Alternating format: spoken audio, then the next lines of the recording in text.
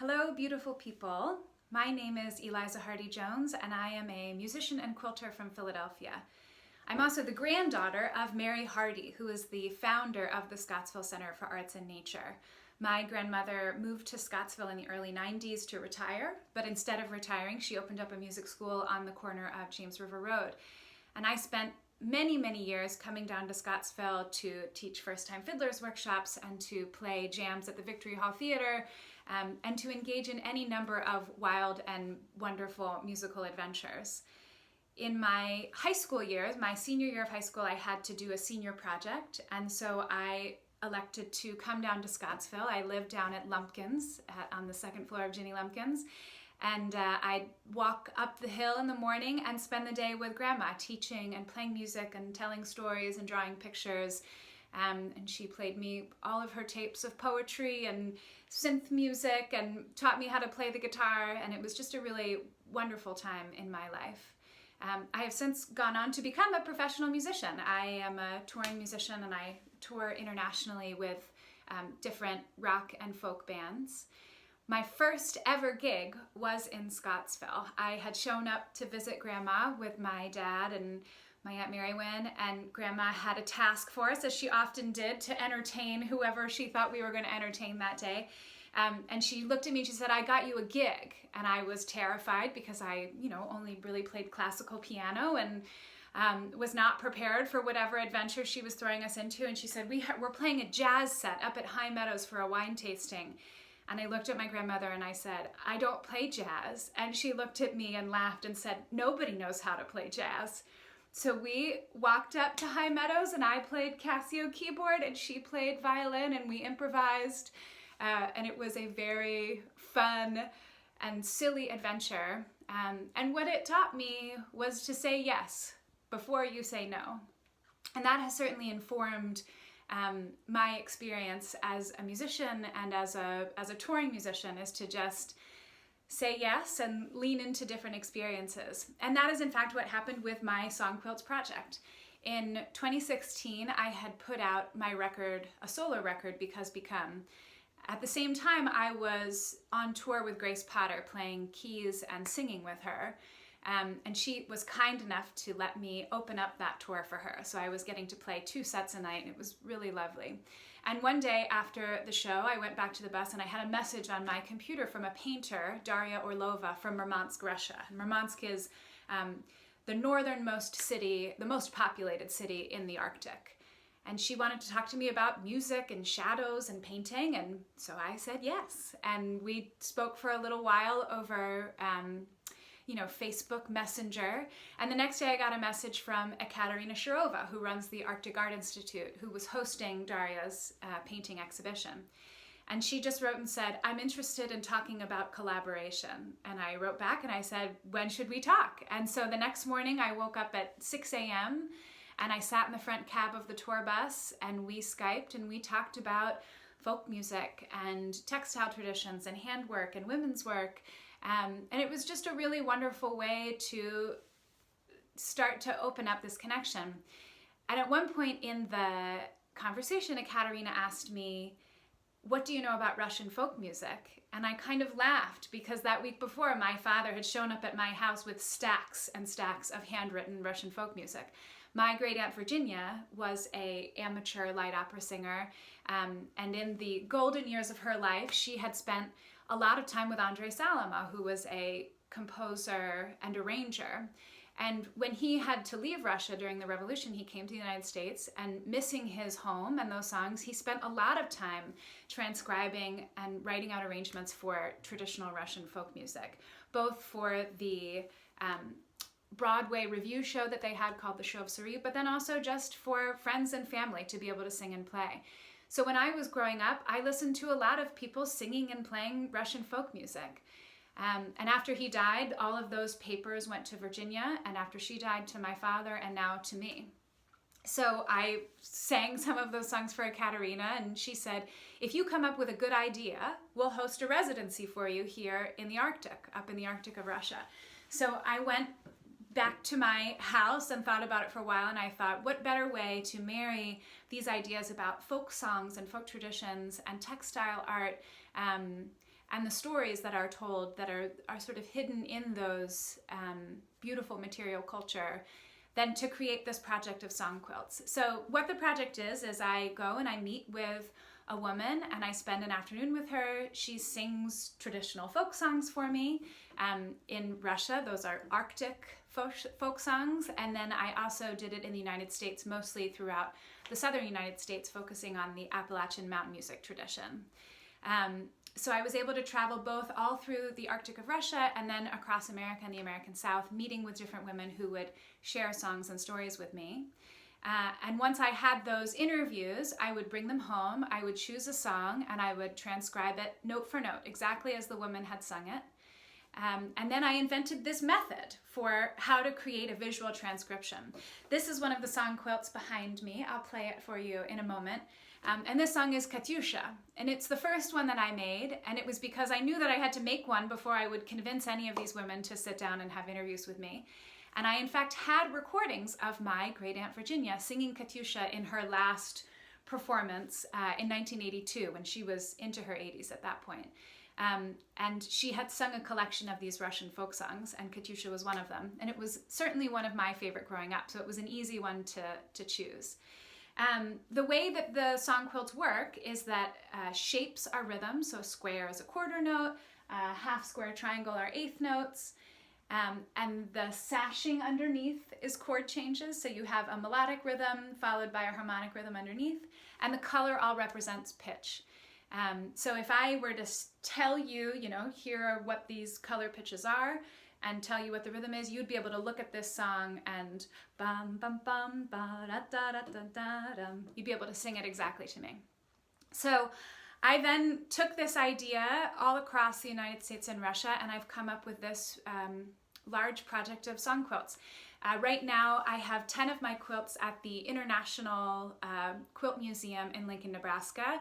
The exhibition is on hold until the quarantine is over, but hopefully at some point this fall the museum will be open again and the quilts will be there so that they can be seen. I also created a website that houses all of the recordings of each of the women singing it, pictures of them singing. So here I'm going to share that first song with you, Katusha, and this is the version that my Aunt Virginia sang. So not necessarily the version that my friends in Russia knew, but they were all delighted when I played them this recording.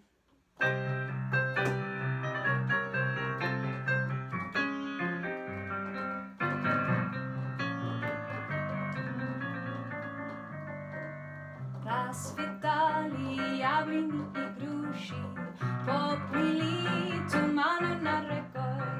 Выходила на берег Катюша, на высокий берег на крутой.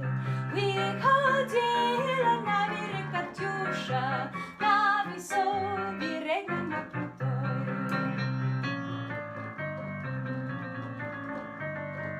Выходила, бездну заблудила, про степного сизого орла, про того, которого любила, про того, чьи бездна берегла.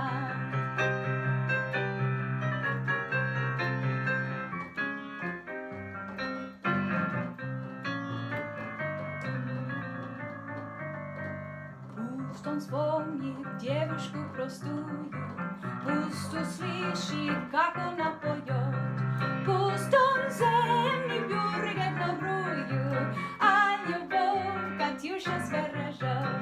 Ай-яй-яй-яй-яй-яй-яй-яй, а любовь Катюша сбережет.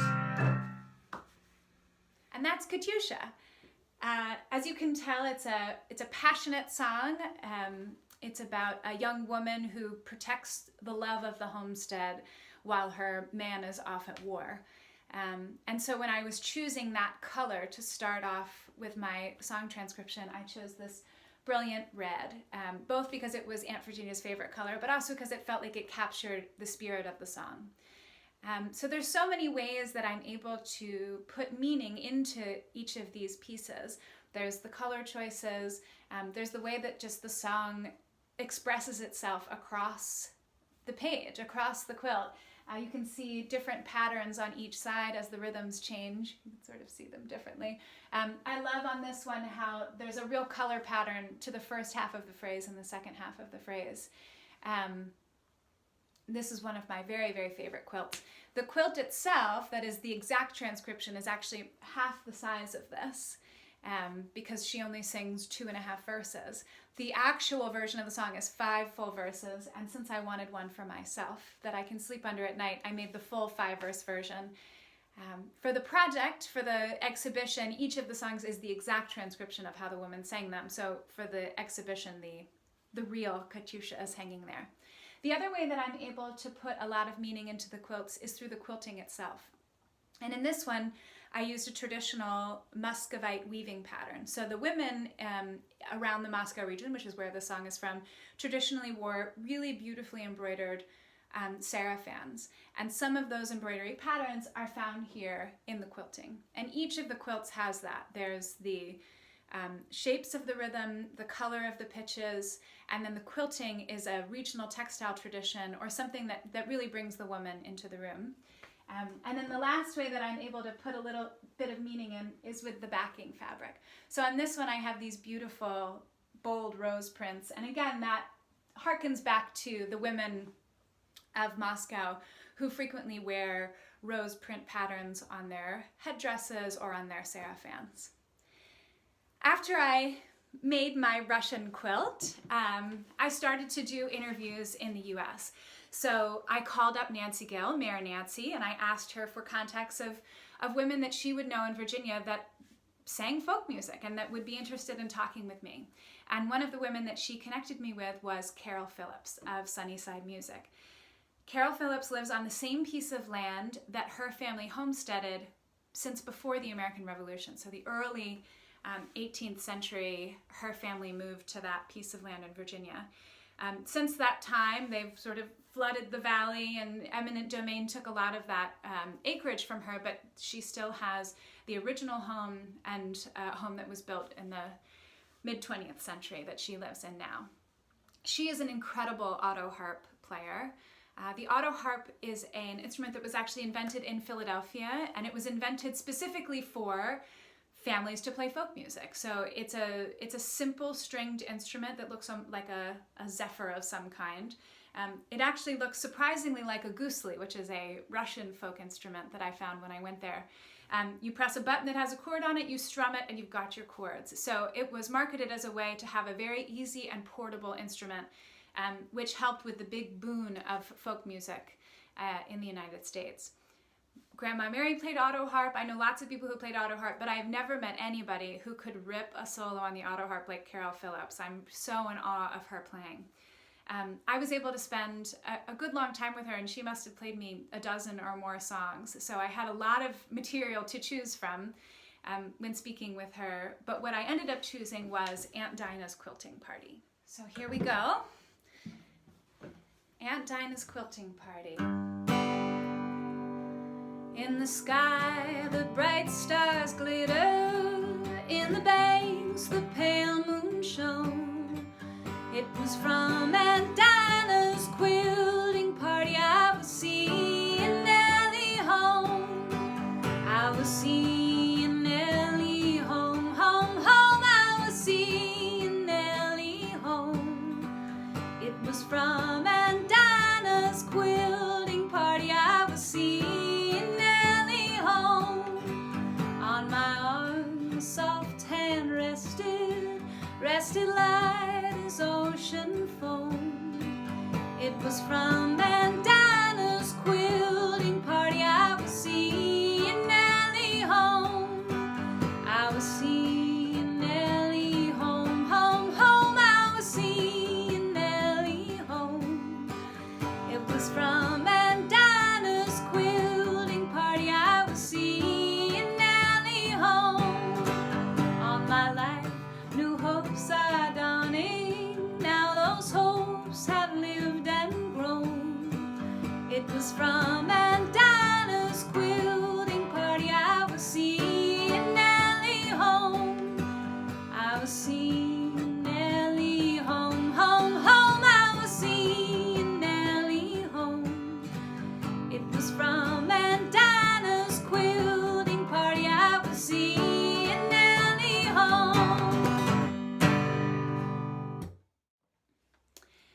So that is Aunt Dinah's Quilting Party. It's a fun, rollicking song about new love. And so I wanted to capture that excitement. And so I chose a sunny yellow as the starting color for that quilt, both to capture the spirit of the song, but also to pay homage to Carol's band, Sunnyside. The back of that quilt is a beautiful blue gingham to sort of represent that traditional Virginia homestead. And the quilting itself is a Virginia star, often called the sawtooth star. But since Virginia and her home was so important to her and to her history, I felt like I wanted to put that into the quilt as well. So after traveling around in the United States, I was able to actually start my residency in Arkhangelsk. So I flew to Moscow in April of 2017, so 3 years ago. My first night in Moscow was actually Easter, and I was able to attend one of the traditional Easter services. It starts at midnight and it goes till 4 a.m. and that then marks the end of Lent. So everybody goes out to a bar and has some vodka and some food. So I definitely enjoyed the Easter experience in Moscow before taking a flight in the morning up to Arkhangelsk. Arkhangelsk is a subarctic city. It's a very important port city on the White Sea. And it's a really beautiful place. It's a place that has an incredible history of weaving, basket making, paintings, and most importantly, wooden architecture. So the wooden architecture is an incredibly important part of the folk tradition of Arkhangelsk. It's a place that is incredibly cold in the winter. It is dark most of the winter. So in order to bring some beauty and joy to that life, everything in the traditional home was made to be beautiful.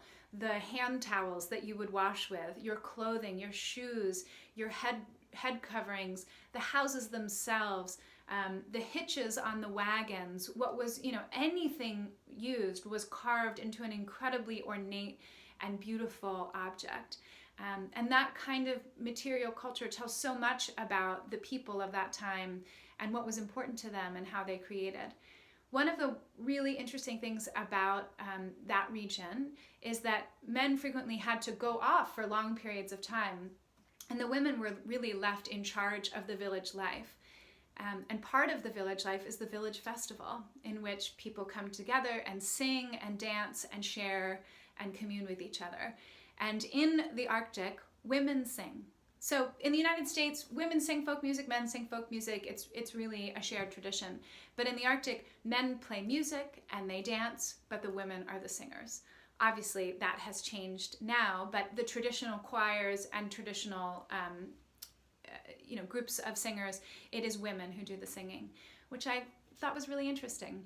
I was able to visit a lot of beautiful wooden architecture places. I was able to spend some time with the State Academic Northern Folk Choir of Arkhangelsk and really just learn so much from the group of women who sing there. Just like in the United States, in the early 20th century, you had the Library of Congress contracting ethnomusicologists to go out into the country and to find the folk music of America because it was so important to understanding who we were as a people. The same thing was happening. So in 1926, Anna Kolotilova goes off into the wilderness of the Arctic, gathers up all of the best women folk singers and all of the best songs and brings them to Arkhangelsk, which is the sort of urban center, and starts this incredible choir. I was also able to spend some time at the Arkhangelsk Music College with Anna Akimova, who is a professor there, and I was able to teach a master class. And after that master class, we all went back to Anna's studio with maybe a dozen of the students, and we were sharing music with each other. So we were taking turns sitting down at the piano and singing for each other. And I asked one of the people there, I said, well, sing me a traditional song. And the woman sat down and she sang Ain't Misbehavin'. And I sort of chuckled and I said, that's not a traditional song. She said, well, yeah, Arkhangelsk is the jazz capital of Russia. So I thought that was a funny little detail about how connected we are through our own traditions and how music really moves and how culture really moves.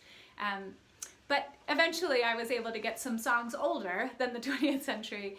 Remember in the United States that folk music, we're talking about music from the 18th century, probably at the earliest.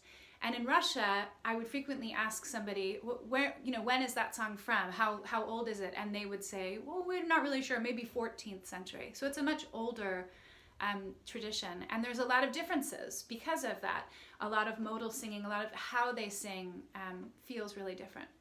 One of the women who sang for me was Oksana Dobrinskaya, and she sort of leaned up against the windowsill and the light was shining on her, and she sang this beautiful song from the Mezen region called Nabelas Aria.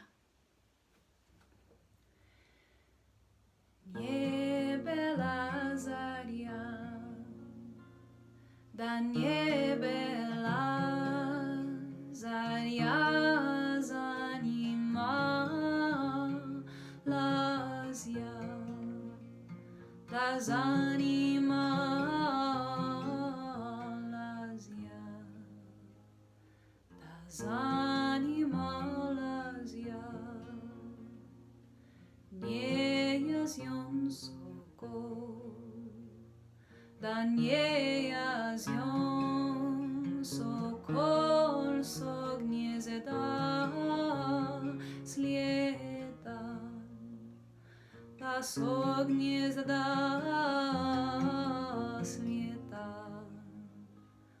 das ognie da slieta, sosvie maljuni, da sosvie maljudmi prošja jeca, da prošja lazja, da prošja jeca, liš sonoj, do nie prošja jeca, nie prošja jeca, da nie prošja jeca, da vzjoruga jeca.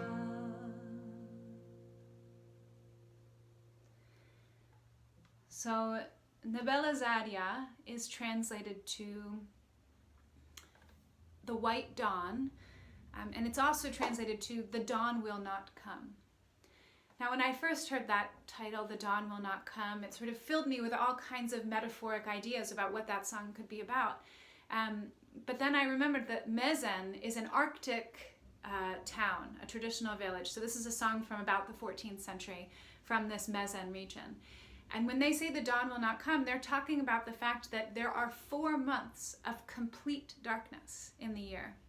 And that first moment when the sun comes up, it obviously doesn't come all the way up, but the first day where you have that white dawn, that's what Nabelas Aria is, that first white dawn. And the sky is painted these sort of pale pinks and reds and blues. And those are the colors that I chose for Nabelas Aria to represent that moment when the sun is showing for the first time. For the quilting, I used traditional Mezen painting designs. So much like in Arkhangelsk, in Mezen, absolutely everything was given meaning. Absolutely everything was created to be beautiful. So, the bowls that you would eat out of, the jugs that you would carry water in were all incredibly beautiful. And most importantly, the distaffs, so the weaving prialkas, so where you would weave where you would turn your wool into yarn for the weaving and embroidery process that would happen there. So I used some of those symbols, and each of those symbols has specific meaning about a harvest or water or the sun, and also had sort of spiritual meaning about everything in Mezen is in 3 layers. So you have the heavens, the earth, and then what lives below. And it's sort of happening all at once. So you have the life that you're living, the life that comes next, and the life that came before you. And those are those 3 levels. And you have above them all a great matriarch, the goddess of the elk horn, who represented fertility and the harvest and that rhythm of the sun and of the seasons. And I think so much about how the music of my life, there is so much about the rhythm of the day, that the sun comes up every morning and that we have a renewed chance, and what that means poetically for people when the sun is not coming up every day. The sun is, gone for 4 months, and then there are 4 months of the year where the sun never stops shining.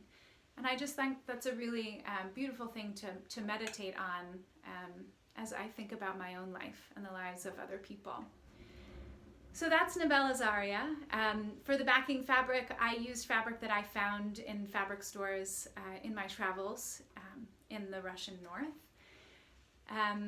I was able to meet with so many wonderful women for this project across Russia and the United States, and to be able to learn from them, not just to learn their songs, but to learn about their lives and the stories that they tell. And I feel like so much of that comes from what I learned from my grandma Mary and the legacy that she has left behind for all of us. And I'm so proud of all the work that SCAN is doing. And I know that my grandmother would be so excited to see that her mission of bringing dance and music and song and nature and joy to people is still being fulfilled even after her death. So I thank everybody at SCAN for the good work that they're doing. I hope you enjoyed learning a little bit about my project, and I look forward to the next time I can come down to Scottsville to play some music in Victory Hall.